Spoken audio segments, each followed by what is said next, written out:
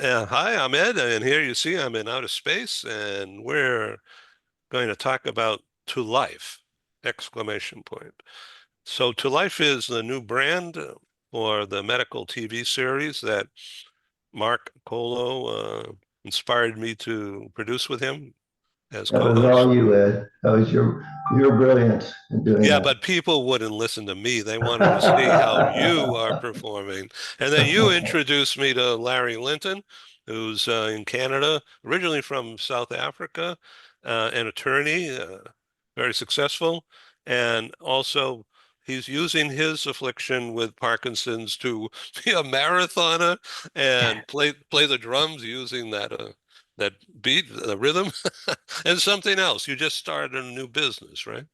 Yes, thanks. Nice to see everybody. Thank you for that introduction. Yeah, I launched Linton Consulting, Linton Coaching to help people navigate their lives with Parkinson's. I've been living with it for over 12 years now and have learned some tricks of the trade. I mean, you mentioned drumming to deal with some of the physicalities, but I've also had to go through the whole disability claim process.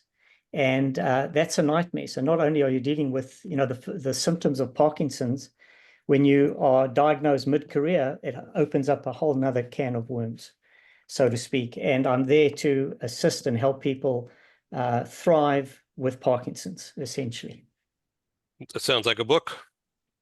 Could be my second book. Yeah. All right. Jana Stoudemire, this is your third or fourth time on the program. I thank you. You're based in San Diego, as I am most of the time. And please tell us about your involvement with Axiom Space and tell us about the new space station that's now being constructed and your specific executive role in it. So a timeline, what it's about.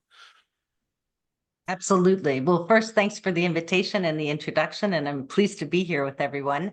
I love these programs because I think you do a great job of just making it real, and talking about what are the things that we all can do to try to make life better. So, in that segue, I work for Axiom Space. I'm the Global Director of In-Space Manufacturing. At the end of the decade, the International Space Station, which is an orbiting laboratory, although most people don't really think of it that way, will be decommissioned.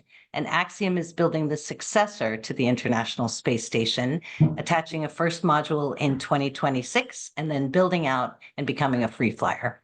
So when we think about people living and working in space, one of the things that we think about them doing is actually making products that are really going to change healthcare and technology. The paradigm of what we know today for technology and healthcare can really be substantially improved by leveraging that microgravity environment. So often when people think about space and they think, well, why aren't you doing things closer to home, right? That makes sense for the people on our planet. We actually are. I mean, we're looking at medical breakthroughs and producing products that can't be produced here on the ground that really will improve life on Earth and foster the possibilities beyond it. Isn't that interesting? Okay, so have you booked passage on SpaceX? So we conduct private astronaut missions, and in fact, we have 3 that we've already successfully completed and a 4th coming up this spring. Really, it's to train the crew to get ready for when our modules are on station.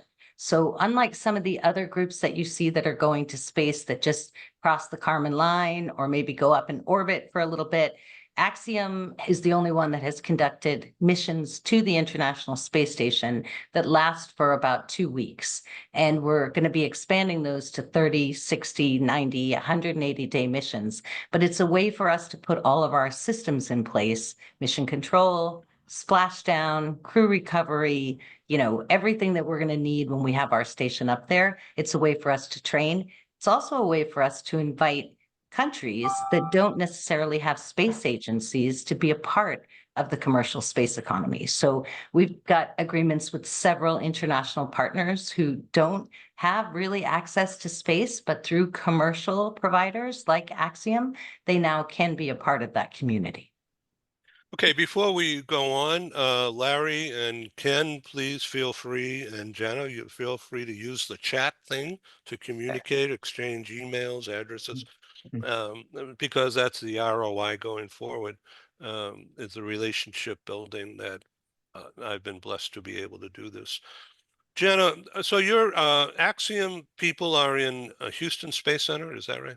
Correct. And as a matter of fact, it's a little bit historic because we have a building at Spaceport in Houston that actually is the first building in Houston to be able to accommodate human-rated spacecraft. So building in Houston has not really taken place. Most of the building for the space station was in Florida, but now we have a high bay building, and we actually have the first module being delivered from our partners in Italy, Thales Alenia, in probably the end of this year, early next year. So, and we have one module on site already, a multi-purpose logistics module that was part of the agreement with NASA when we were awarded access, exclusive access to the docking ring. So our space station, there'll be a modular build out. There's others that are working on commercial space stations as well right now, because everyone sees that this can be a very robust commercial space economy, but everyone else will go up as a free flyer, and ours will start by docking to the ISS, which allows us to also transition equipment across and then eventually separate at the end of the decade when the ISS is decommissioned. So we're going to get into the medical research in just a minute, and hopefully Dr. Harwood will show up here. But Jenna, the manufacturing of the space station, um, that's in Italy, you said, and because of that Italian connection, you're going to have good pasta as well as beautiful uniforms, right? Well, so it's interesting that you say that, because we actually flew, Walter Villade was our pilot on AX3, and he is from the Italian Air Force, and he flew with us. And we also have an agreement, a partnership with Prada to work on our next generation spacesuits. So Italy is a big part of the space station, and certainly interested. Walter did a lot of research for us on AX3. We had a payload that flew Parkinson's and MS organoids, and he was actually part of that payload for us. So it was fantastic. Him and the Turkish astronaut, which is the very first time that a Turkish astronaut has flown to the ISS. Wow. So is there a necessity to have, as a passenger, as a pilot, as a researcher, is it necessary to have a passport to enter the space station? You know, that's something that I think will come in the future. You'll start to see. Yeah. I often say that what we're really, Whose territory is it? well, we're really expanding the definition of global to include 250 miles up. And when you think about it that way, you know, access to space has become so much more routine now. Even just in my career, 10 years in the space industry, the number of launches that we have, SpaceX will launch 120 rockets this year Wow. between Florida and California locations. A lot of those are satellite launches, and many of them are commercial resupply for the space station or commercial crew. But I can remember the days not too long ago when if we had, you know, 12 launches in a year, we'd be really excited. So you can see that it's changing, and that access point will become, as the airline industry grew, right? We had very few routes, very few carriers. You're starting to see multiple carriers, more routes, more access to that environment, which is fantastic when you think about accessing microgravity for the science that we can do there as well. Okay, well, let's turn the discussion to the medical microgravity, picking up on that phrase. This means that in a zero gravity area, such as that, scientists can do things that you can't do in La Jolla. And it's interesting because the way that I usually try to describe it is when an astronaut goes to space and they see the planet from a different vantage point, it's called the overview effect, because it really changes their perspective on the world that we live in. The microgravity effect is very similar from a science standpoint. when you see what happens to biological systems, the way that fluids move, how physical forces change in microgravity, it changes your perspective on science. And I often say that, one of the most rewarding parts for me is not only the data that we get, but the fact that when I'm working with research teams, they change the way they ask questions of their research, which is how breakthroughs really happen, because they're now not bounded by gravity being a part of what they're doing. So they can think from a completely different perspective about how to ask questions and even what they can learn in that environment. Marcolo, say something here, please. Well, that's amazing. That's brilliant. And I love anything to do with science. I always enjoyed science in high school and college. Had so much fun. So I hear something like the microgravity view. I mean, that sounds exciting to me. Yeah. Well, and it's interesting because I spent most of my career before I transitioned to the space industry in biotech, pharma, and medical device. And I heard the word innovation one too many times. And I sort of thought, when I heard about science in microgravity and research in microgravity, I didn't even really understand the full impact of it. And what I've been able to see with my own eyes in terms of what happens, how gene expression changes, cell signaling, cell shape, cell aggregation, the way that cells and matrix interact in tissues. I mean, it's an amazing phenomena that when we leverage it to produce products that we can't produce here on Earth, or to understand diseases in a way that we don't have the opportunity to see them when we're growing in a two-dimensional petri dish here on the ground, it's really advances the field and our thinking about new approaches to therapeutics. It's awesome. I want to volunteer Mark to go on the first flight. I mean, he looks like an astronaut. Absolutely. Absolutely. Well, I was going to put my name in the hat for Location Scout to go out to Italy and find some other locations that you guys might want to tap into. And I would vote that I take Larry with me as my assistant. And I'm the immigration lawyer. I may not have a job in space, but I'm bringing an extra set of clothing because of an extended period, perhaps. That's right. Like a trap. So let me ask you a question, Jana. Has anyone with Parkinson's or Alzheimer's gone on a space mission? And how has that impacted them? Yes. So, as a matter of fact, there is this story that I thought for a long time was urban legend about an astronaut who flew and had Parkinson's, was diagnosed before he flew. And I always thought, no, that can't be real. Like, they never would have let that happen. And this rumor was that he went without telling anyone. And then we had a medical director at Axiom who actually was the one that signed him off. And he said, oh, no, we knew. And, we let him fly, which was kind of interesting. And the one challenge that he did have is he did a spacewalk. And when he went to put his glove on, he didn't quite get all of his fingers into the glove. And after several hours of a spacewalk, that was a bit problematic. So, but that was the only issue that he had. And honestly, there's been sort of zero-G flights for disabled ambassadors of space. And access to space, it's amazing when you see someone who's in a wheelchair go to space and say, I can move freely. Like I don't need, I'm free from the bounds of my wheelchair. And even people that are visually impaired, right, or hearing impaired, a lot of that work is to get ready for having astronauts or private citizens with disabilities up there, because the most important thing is egress. But in a microgravity environment, it's pretty easy to egress, even if you don't have mobility. So as long as you can have a flashing light, if you can't hear, or if you, and I had a really interesting conversation with the flight doc for one of the zero-G disabled ambassador flights, because I said, I fly, I'm a pilot. And so when I'm looking at the horizon, spatial orientation and disorientation as a pilot is something that you just worry about all the time. And so I'm thinking from a visually sighted person's perspective that when you go to space, that must be so hard for someone who's visually impaired, until he stopped me and said, there is no horizon for them, right? Like they can't see. So it actually it doesn't matter if you're up, down. Their vestibular system kind of corrects for what's happening in that environment, even though they visually don't have those cues. So I think you're going to see many types of people in space, whether it's people with disabilities, people with Parkinson's. Who knows what the future holds for even the benefits of being in that environment where you are free of gravity effects.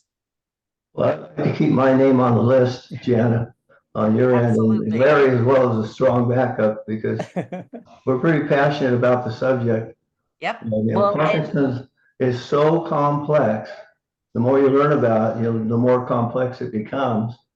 There's at least 50 or more human bodily functions that get pummeled by Parkinson's, and it's relentless.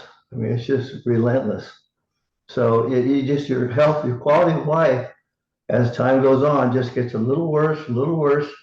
So some of these advancements are going to be absolute miracles to be able to come in and find solutions and helps for these individuals. I caught an airplane, a flight last Thursday, coming home from New York City. And I like New York City. It's a fun, vibrant city. And I was with two of my family members, so there's three of us. We were boarding, getting ready to board the plane. We went up to the gate assistant to make sure that we had our seats all set. We had 3 sets that we booked and paid for together, and it ended up going to 3 individual seats throughout the whole plane. So we didn't get to sit. We weren't going to get to sit together. So I thought this is a shame, But this is stuff probably the airline industry goes on every single day, where they have to make changes and tweak things and all that. It's just got to be horrendous. So Howard has actually invited Larry and I to participate on the board. I don't think Howard would mind me mentioning this, but it's a board with the focus of working with clinics and other MDs to find better solutions to improve the quality of life for individuals that have to have Parkinson's or have it whatever else. So our focus will be strictly Parkinson's. And I'm so excited about that, to work with Larry and to, take these isolated situations and try and find mainstream solutions for them. And I think the airline industry would be the first place to start. But right behind that is Parkinson's. I mean, I'm so passionate about improving life for individuals that have this disease, because it's not always easy. So anyway. Yeah, thank you. Okay, Larry Linton, tell us about your new company again, and how are you generating business from that? I started this because, as I said, I was mid-career when I was diagnosed, and went into a tailspin, depression, about 2 years after my diagnosis, and only when I started accepting the card that I was dealt did I start living with Parkinson's. And over the years, I've changed my perspective on living with Parkinson's. When I was first diagnosed, I was determined to outtrain Parkinson's, outrun Parkinson's, to climb up that mountain of adversity and claim that flag and shout to the world, I've conquered Parkinson's. But in actual fact, I've looked at it the wrong way. We all start at the top of the mountain, and Parkinson's is a gradual step down disease. We step down symptoms, as Mark alludes to. We develop symptoms, in my case, anxiety, depression, and you manage to plateau and live well within that step down. Then there's another step down, and it's that's a continuous down. Oh, Larry, But yeah. the trick is to live well in those plateau periods. And that's what I'm trying to instill and teach and guide people on. Firstly, don't wait for the diagnosis. Live your life authentically with humility and grace every day. But in those plateau periods, enjoy yourself, have fun, and learn, because invariably there is going to be another step down. So that's a really positive approach, and I applaud that. And just relish learning more about how you are going about this as a business. In other words, finding customers. Yeah, so the way I'm looking at it is my niche market is, professionals with Parkinson's who have just been diagnosed, and they are facing the dilemma of disclosure in the workplace. Do I disclose? Should I disclose? Must I disclose? What the impact is on career? Because, the legislation is there to protect people with disabilities, but in practice, there is a difference, and the impact does make a difference. So basically what I'm offering is my 10 years or 12 years of experience so that people can make decisions, informed decisions, better decisions about some of these issues that impact your life as Parkinson's, as you're living with Parkinson's. And, my rage is against the insurance companies because they are there to deny. How can you be totally disabled if you are at the gym, running on a treadmill, riding a bike, completing half marathons like I've done? We have a chronic, progressive, incurable illness. That's the definition of Parkinson's. So it's an opportunity to educate, to assist, and to spread the word about what life is like with Parkinson's. So this advisory board, Larry and Mark, that's the idea, is to inform. Yep. Very much so. Yep. And next week, I'm getting on a bike to ride 500 kilometers in 5 days through the communities in Canada, bringing awareness about Parkinson's, because a lot of people, live behind closed doors.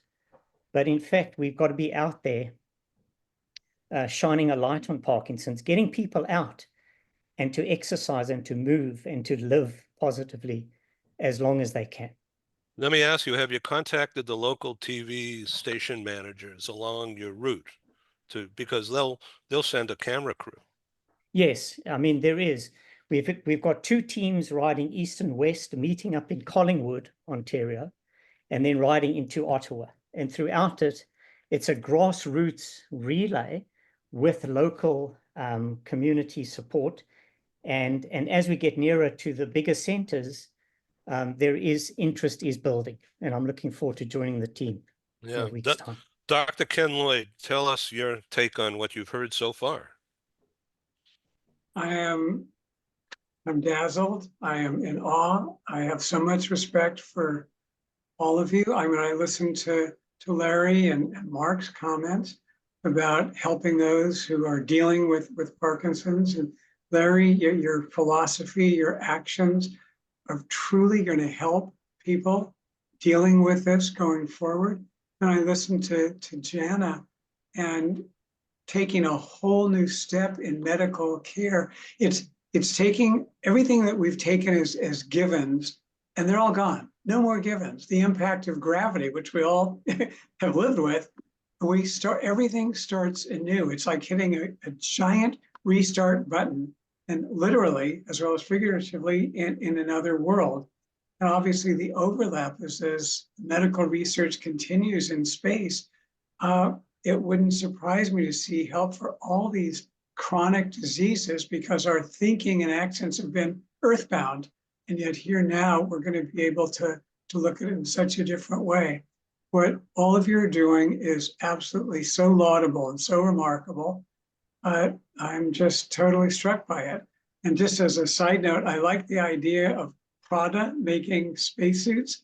I mean, I know nothing really about fashion other than a movie from long ago called The Devil Wears Prada.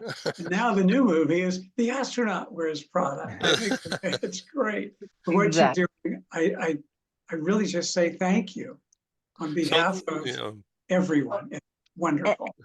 So And Jana, the artwork that you sent along some time ago that I've published on the website, which you'll all see when I send it to you, there's a picture of that glove with the Prada logo on it.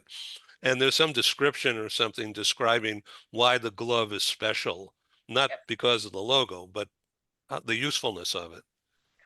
Well, and so the next generation spacesuits are meant to be more mobile, I guess is a good word, because they're extra vehicular mobility units. But old spacesuits, you know, when you see the pictures of everyone bouncing around on the moon, they just didn't have any flexibility in the knee joints or the elbow joints, and the gloves were huge. I mean, so to have something that's more bare skin like, that you can actually manipulate tools. And in fact, we're making all different tools for the suit just because the glove is so different, right? And, you know, Ken, when you said thank you to everyone, I thank all the time people that are visionaries like Dr. Paula Grisante from the National Stem Cell Foundation. She's the force behind the Parkinson's and MS research that we do on station. And I think for her, she looked at the foundation and the work that they could do on the ground and really wanted to take a different approach, because we have had some hurdles in the research that's been done here on Earth, right? We're still not at a place where we have therapies or we understand this disease well enough to think about maybe someday a cure, Larry, right? Instead of it's a progressive, chronic, and nothing you can do about it.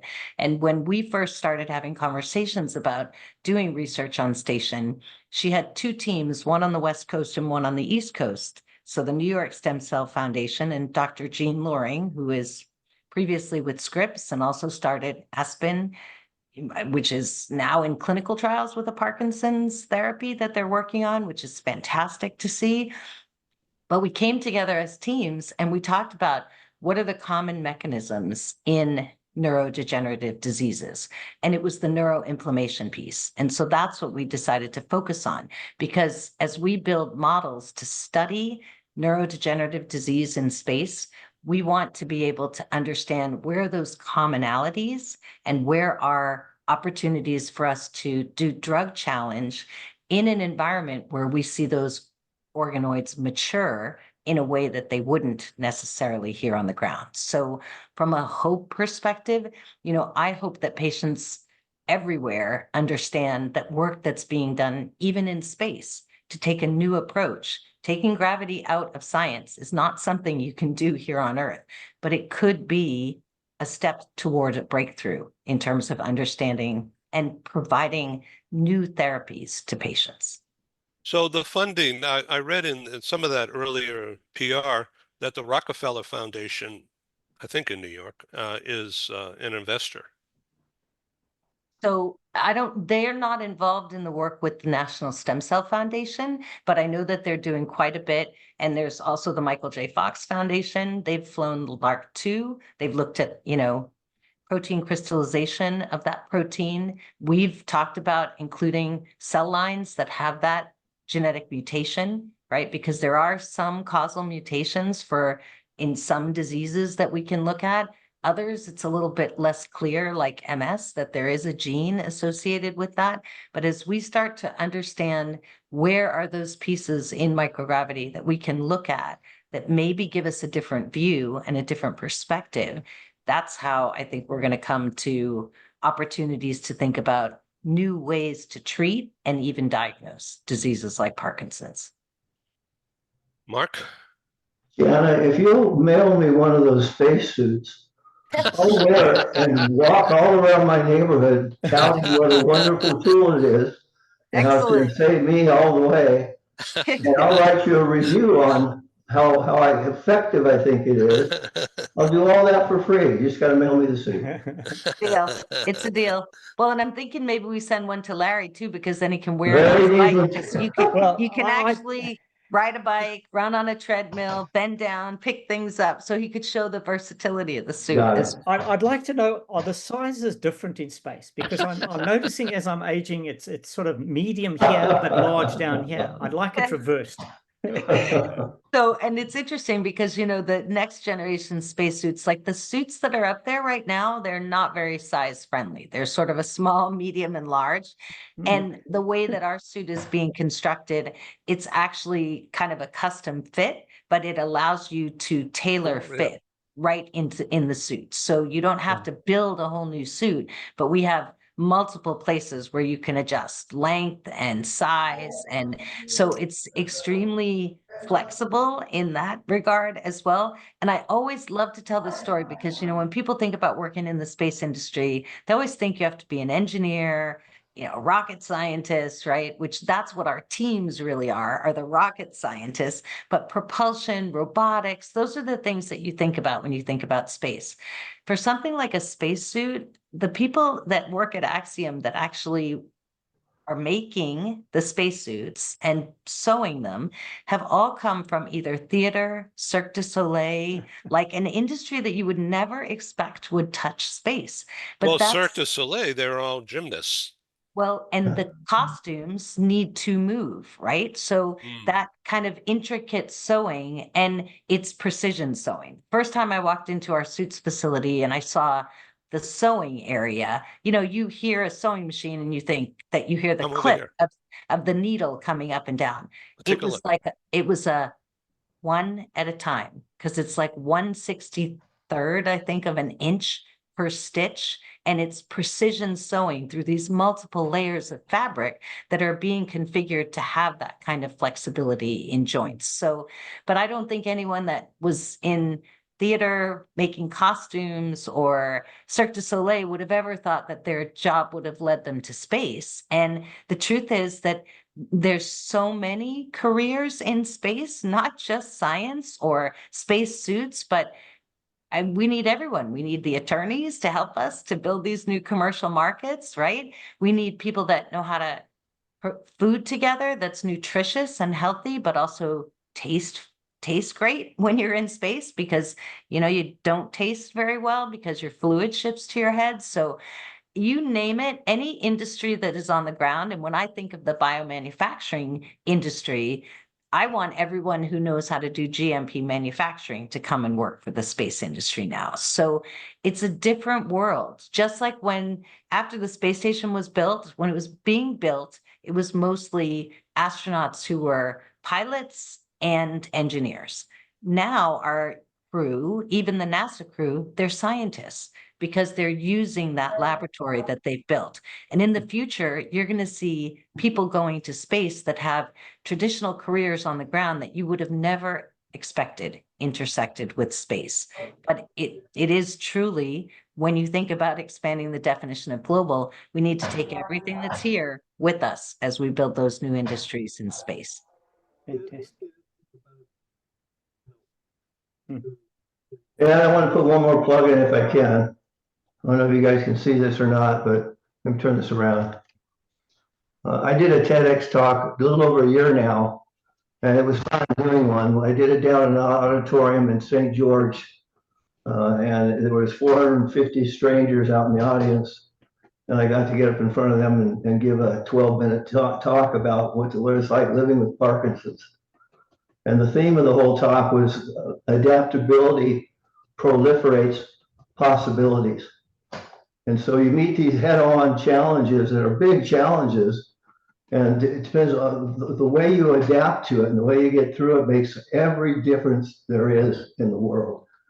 So you just got to really, you know, go through it. And I came up with 5 adaptive principles. One is the only constant is change, embrace it, because we're going to have changes no matter whether we like it or not. Second, if you think things can't get worse, you're wrong. And that's not to be too humorous, but it's just things can get worse. The third one is control's an illusion. And it is an illusion. We can't control really hardly anything if you stop, sit down and think about it. And then the fourth one is life isn't always fair. And you know, just maintain, whatever you do, maintain your sense of humor. Because when you get into these situations, like Larry mentioned, it's real easy to slip into depression, to battle with that and other challenges. The thing I love about Larry is he's had it for 12 years. Is that right, Larry? That's right. That you said? 12 years with Parkinson's. I've had mine for 18 years. And it's amazing how different we are. He's always so calm and collected. I admire that. And I'm so envious of that in him.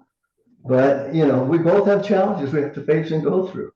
And then my last credo, my last adaptive principle is there are no coincidences in life, just miracles.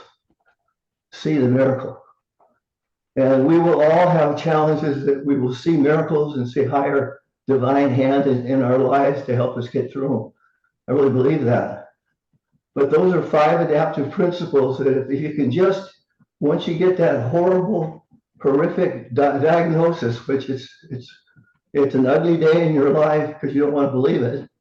And there's a river in Egypt called denial, and that's where a lot of times you go sliding into when you hear this. So I had 3 different diagnoses because I didn't believe any one of them. But now I've made peace with it to a certain extent. But anyway, so if you want to watch my talk, here's my plug. No. Type into your Google search engine, the easiest way I can tell it to you. Type in Mark, M-A-R-K, Colo, C-O-L-O, second word, talk. And you put that in there, hit enter, it'll pull my talk up and you'll know all those principles. And hopefully you'll enjoy it. I thank you for sharing. Yeah, I got 4 jokes in there. One of my, I just had to tell you, I stole it from Larry. This was his joke. I'm thankful I never have to purchase an electric toothbrush. Yeah. I love that joke. Anyway, there's 3 more in there you can watch, and I hope you enjoy it. I've had 8,000 views to date in the last year. It never quite went viral, but I think it's helped a lot of people. That makes And I can say I am one of those 8,000 viewers, and it was a phenomenal thing to watch. And I admire you and Larry so much for doing what you're doing, because I think it's so important to be talking about what the reality is and coping mechanisms, right? Ways to try until we're at a place where we have a better handle on diagnosing and treating this disease. I think the most important thing is to stay committed, connected as a community, and sharing that information so that there isn't that sense of being alone, right? I mean, I can't imagine people that don't come to you and want to hear what you have to say, because it's so important. And I hope that message I hope you get double the number of views after this program, because I think it's important for people to see. Jana, let me ask you for advice, if not now, then later by email. How or where would you like to see me distribute this finished program? Yeah, I mean, as broad of an audience viewership as you can get, because I think the importance of hearing directly from people living with Parkinson's and opportunities for science to advance and help us, even if it's in a non-traditional way that you're not always thinking about space helping you to move that forward. Sometimes I feel we hear a lot about people going to space, and you can hear the comments of, why are people spending money on going to space when we need to be doing things here on the planet to help people that are living here with diseases like this? And I really hope the message gets through that the work that we're doing in space is to improve life on Earth and to try to address some of these challenges that we have in understanding really complex disorders like Parkinson's disease that we haven't really been able to advance or accelerate new treatments for. It's just now that we're starting to see some of the cell therapies, the dopamine replacement therapies go into clinical trials. We need to have multiple therapies moving forward, not just a few. And this is a very hard area, because anything that is in the CNS area has a high failure rate when it gets to the clinic. So if we can take different approaches to even understand how to get to those clinical trials and get through them successfully, that's when we're really going to have opportunities to help everyone who is living with this disease. Okay, what is CNS? Central nervous system. Sorry. Ah, got it. No, Sorry. that's all right. I'm just And it wasn't even a speaking for my space audience. acronym. It wasn't even a space acronym. Yeah, I've that's been great. trying to be very good about making sure I don't use space acronyms, because it's so easy for me to do it and it's like alphabet soup. So, but stop me if I do. But central nervous system. I mean, the whole neuro space within pharma, it's just a really hard area.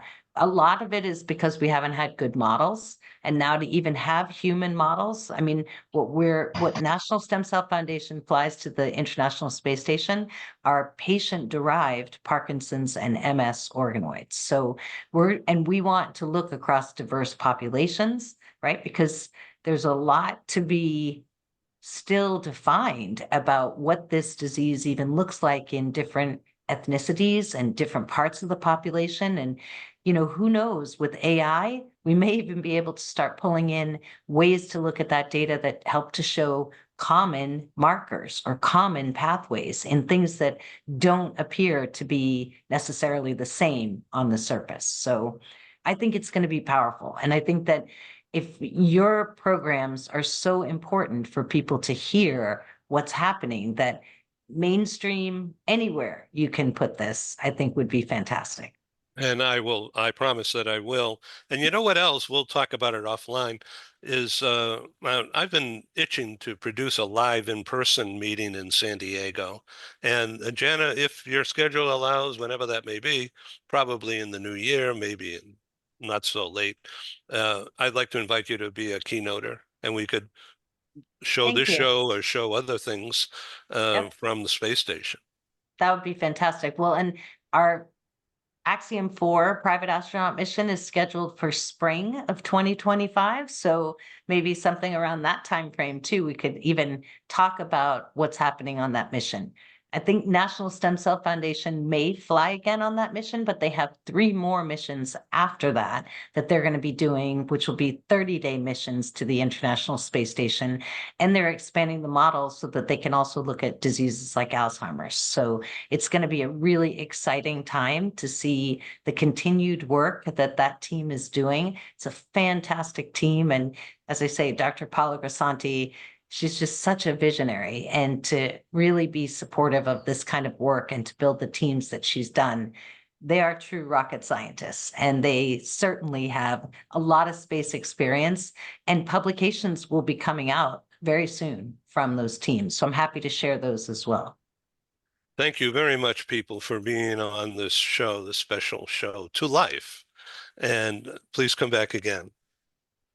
Thanks. Thanks for Thank, having us. thank you for participating. Thanks. I- Great to see everyone. Thank Yes, you. Thank Stay Okay. you. well. Bye-bye now. Thank you. bye-bye. Bye. Cheers.